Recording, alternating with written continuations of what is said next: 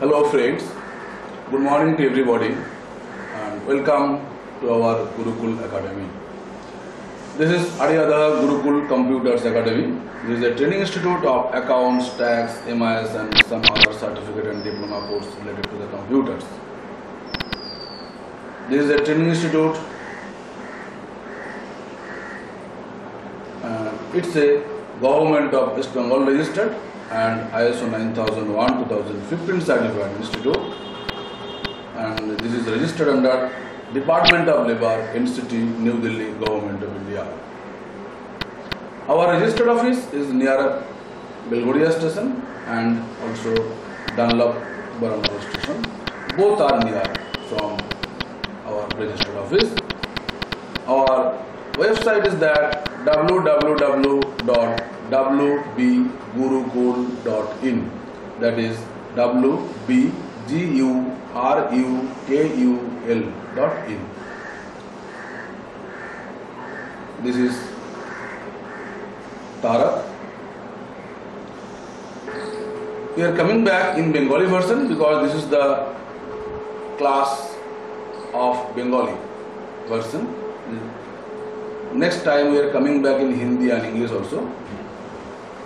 So right now we are talking in Bengali and we are discussing the all chapters in Bengali. আমাদের আজকের আলোচনার বিষয়বস্তু ESIC subject, that is Employees State Insurance Corporation. ESIC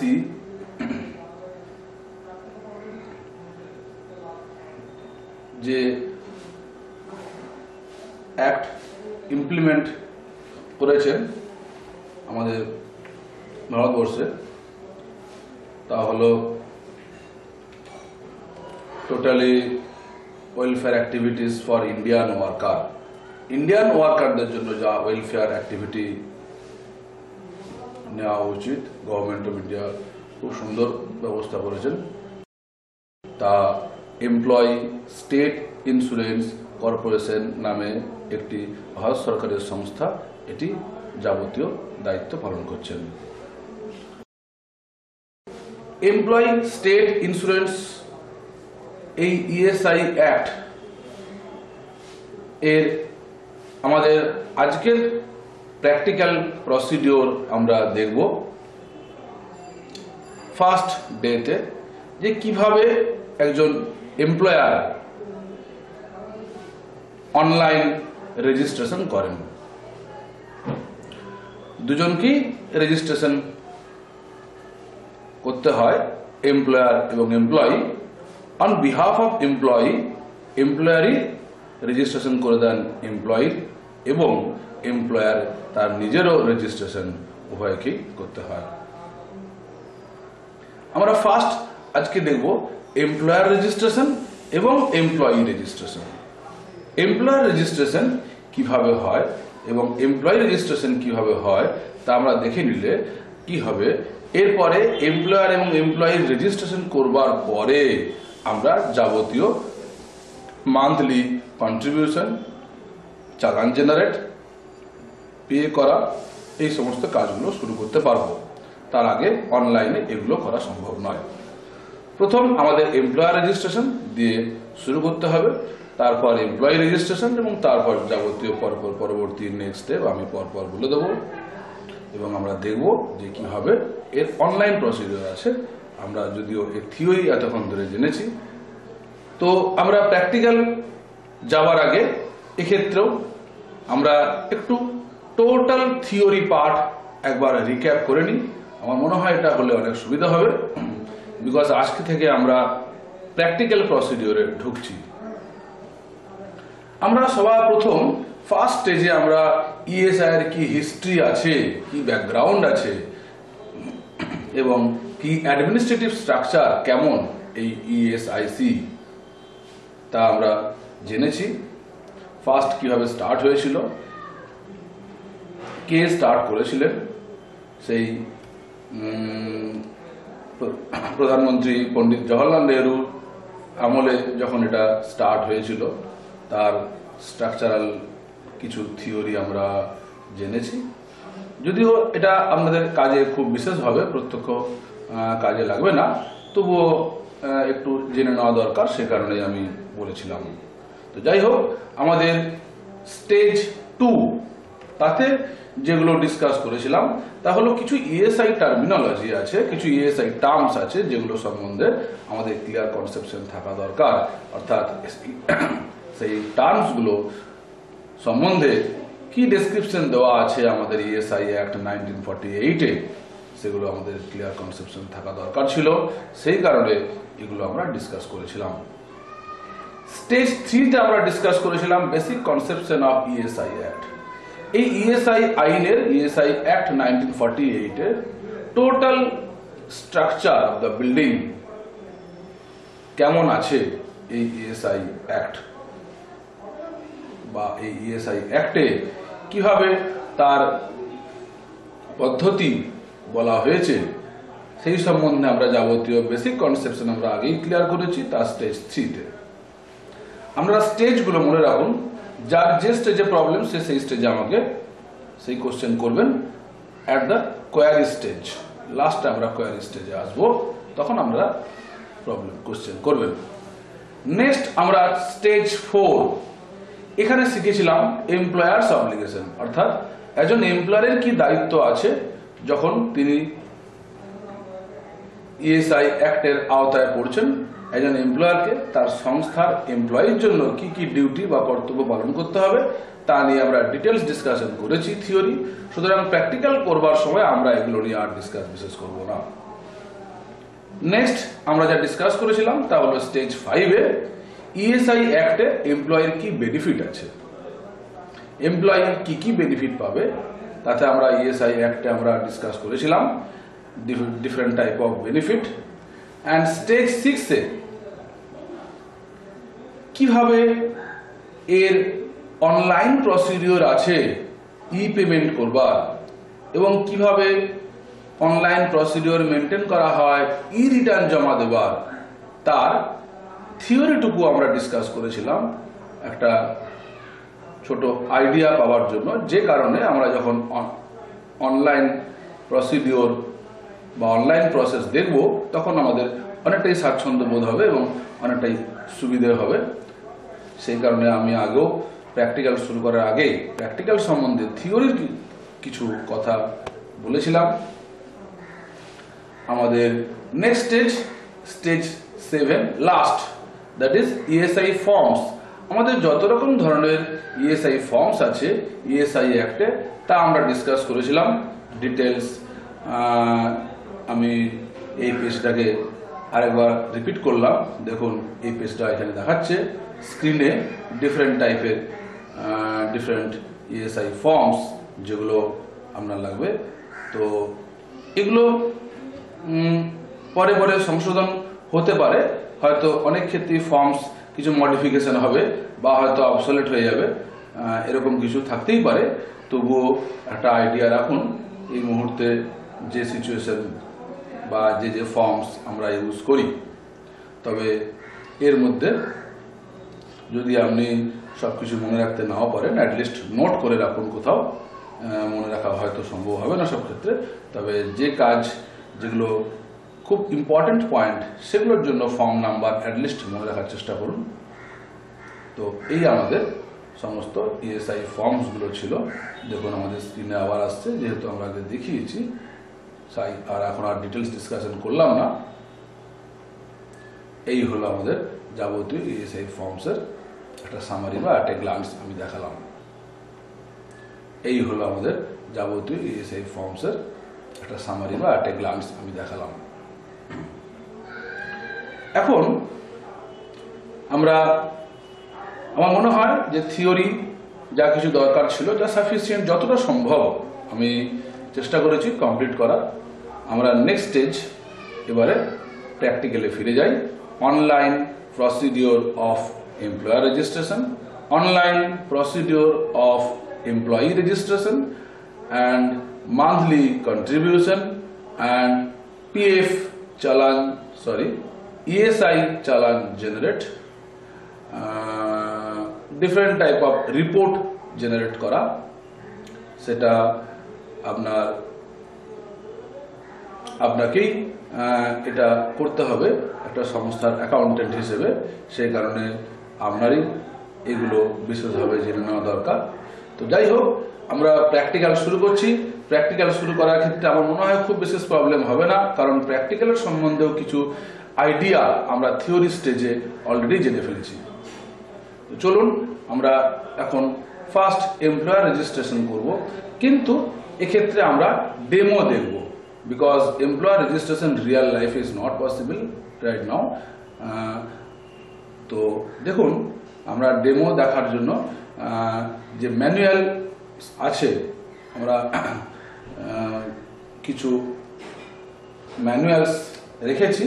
চলুন আমরা এখন first employer registration করব, কিন্তু এক্ষেত্রে আমরা ডেমো দেখব, because employer registration real life is not possible right now. তো দেখুন, আমরা ডেমো দেখার জন্য যে ম্যানুয়াল আছে, আমরা কিছু ম্যানুয়ালস রেখেছি ডেমো দেখাবার জন্য, বিকজ কিছু পয়েন্ট আমরা রিয়েল লাইফে শো করতে পারবো না, কারণ যে সংস্থার আছে সে শো করবে না।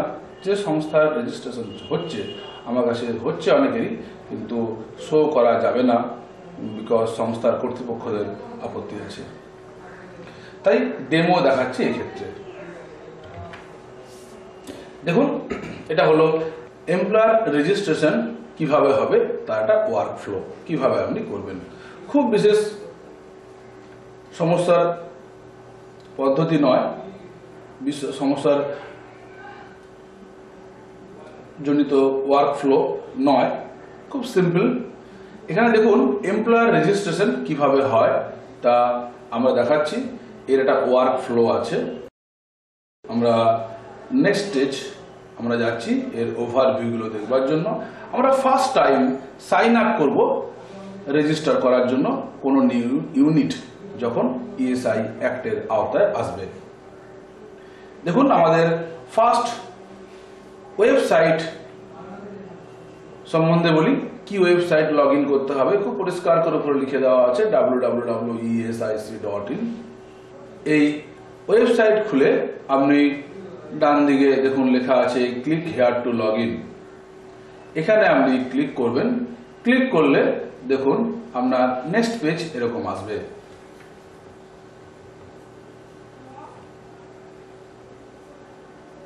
মনে হয় স্ক্রিনটা হয়তো আপনার দেখতে এবারে সুবিধা হবে। দেখুন, ইউজার লগ ইন, এখানে ইউজার নেম পাসওয়ার্ড দেওয়ার জায়গা আছে, যা আপনি দিতে পারবেন না, because you are the new unit. সুতরাং আপনি ফার্স্ট টাইম সাইন আপ করুন। সাইন আপ করার আপনার একমাত্র পদ্ধতি নিজেকে রেজিস্টার করার জন্য, মানে এমপ্লয়ার রেজিস্টার হওয়ার জন্য। সাইন আপ যখন আপনি করবেন, সাইন আপে ক্লিক করবেন, তখন আপনাকে নেক্সট কিছু আপনাকে আরো কোয়ারি করা হবে। আমি যতটা সম্ভব একে বড় করার চেষ্টা করলাম, আশা করি আপনারা এবার দেখতে পাচ্ছেন। দেখুন, সাইন আপ করার জন্য কোম্পানির নেম চাওয়া হবে। কোম্পানির নেম এখানে দেবেন, প্রিন্সিপাল এমপ্লয়ারের নাম দেবেন, যে স্টেটে আপনার সংস্থা আছে বা কোম্পানি আছে, যে রেজিয়নে আছে, রেজিয়ন প্রত্যেকটা স্টেটকে রেজিয়ন ওয়াইজ ডিভাইড করা হয়েছে, সিগ্রিগেশন করা হয়েছে, সেক্ষেত্রে রেজিয়ন দেবেন। অপশন আসবে এখানে, ড্রপ ডাউন বক্সে অপশন আসবে, আপনাকে স্পেশালি বা সেপারেটলি খুঁজতে হবে না যে আপনার এরিয়া কোন রেজিয়নে পড়ছে। সেকেন্ড, নেক্সট ইমেল আইডি আপনাকে অবশ্যই দিতে হবে। এগুলো সবই কম্পালসারি বা mandatory field, except phone number, but it's advisable that phone নাম্বারও দিয়ে দিন আপনি। আমার মনে হয় দিয়ে দিলে ভালো, এটা দ্যাট ইজ আমার মনে হয়েছে ফ্রম প্র্যাকটিক্যাল এক্সপিরিয়েন্স। সো এখানে আপনি যখনই সাবমিট করবেন, দেখুন যখনই সাবমিট করবেন তখন আপনার এখানে মেল চলে আসবে। আপনার যে মেল আইডি দিচ্ছেন তাতে মেল চলে আসবে। দেখুন, এখানে আপনাকে পরিষ্কার ইউজার নেম এবং পাসওয়ার্ড লিখে দেওয়া বা বলে দেওয়া হবে। সেক্ষেত্রে আপনি মেল থেকে আপনি ইউজার নেম এবং পাসওয়ার্ড আপনি জানতে পেরে যাবেন। আমরা একটা কথা বলে দিই, আমি হয়তো আগেও বলেছি যে আমরা এক্ষেত্রে ম্যানুয়ালস ইউজ করছি। এক্ষেত্রে প্র্যাকটিক্যাল দেখানো সম্ভব নয় রিয়েল লাইফে, কারণ আমার কাছে রিয়েল লাইফে কিছু রেজিস্ট্রেশন থাকলেও সংস্থার আপত্তি থাকার কারণে আমরা দেখাতে পারছি না। তো এই আপনি ইউজার নেম এবং পাসওয়ার্ড এখানে যখন পেয়ে যাচ্ছেন, আপনি আবার ফিরে যান আপনার যেখান থেকে সাইন আপ করেছিলেন সেই স্ক্রিনে, এবং সেখানে আপনি এবার ইউজার নেম ও পাসওয়ার্ড দিয়ে দিন। তারপর আপনি যেমন নর্মাল লগ ইন করে যে কোনো ক্ষেত্রে যে কোনো ওয়েবসাইটে অ্যাক্সেস করার জন্য, সেক্ষেত্রে আপনি লগ ইন করুন। এবং লগ ইন করার পরে দেখুন আপনি দ্বিতীয় অপশন পাবেন new employer registration. New employer registration এক্ষেত্রে আপনি ক্লিক করলে দেখুন এই সমস্ত ফর্মসগুলো পাবেন। খুব সিম্পল ফর্ম পেয়ে আছে কিছু, আমি বলবো না যে এটা আমি না বললেও পারবেন। তো কিছু কিছু ক্ষেত্রে আপনি অনেক ক্ষেত্রেই এগিয়ে যেতে পারবেন। কিছু কিছু পয়েন্ট আছে যা আপনার অসুবিধা হতে পারে, তো আমি স্ক্রিনগুলো সবাইকে স্টেপ বাই স্টেপ দেখাবো এবং যতটা সম্ভব আমি বলে দিয়ে যাব। খুব কমন জিনিস যেগুলো আছে সেগুলো নিয়ে আমি খুব বেশি ডিসকাস করলাম না। যেমন টাইপ অফ ইউনিট, এক্ষেত্রে খুব সিম্পল জিনিস যে এটা ফ্যাক্টরি না এস্টাবলিশমেন্ট। আপনার স্কুল হলে নিশ্চয়ই আপনি ফ্যাক্টরি বলবেন না, আপনার কোম্পানি হলে নিশ্চয়ই আপনি, যদি নন ফ্যাক্টরি বা ট্রেডিং কোম্পানি হয় তাহলে নিশ্চয়ই ফ্যাক্টরি বলবেন না, সেক্ষেত্রে আপনি ফ্যাক্টরি বা শপ অথবা সব এস্টাবলিশমেন্টের দুটো অপশন আছে। কিছু কিছু ক্ষেত্রে আমরা ফ্যাক্টরি ইএসআই অ্যাক্টে ফ্যাক্টরি বলতে কাদের কাদের ফ্যাক্টরি বলা হয় আমরা এই থিওরি আগেই জেনেছি। আমার মনে হয় এই অপশন ইউজ করবার আগে আপনি ফ্যাক্টরি অ্যাক্টের ফ্যাক্টরি টার্মটার ডেফিনেশনটা আরেকবার দেখে নিন, এটা আপনার খুব সুবিধা হবে। নেক্সট স্টেজ দেখুন, এই বিভিন্ন কোয়েশ্চেন্স আরো চাওয়া হয়েছে, আমি যতটা সম্ভব আপনাকে দেখাবার জন্য বড় করলাম। দেখুন এমপ্লয়ি রেজিস্ট্রেশন ফর্ম 1-এ এখানে আরো কিছু বলা হয়েছে। ফ্যাক্টরি কি এস্টাবলিশমেন্টে তো আপনি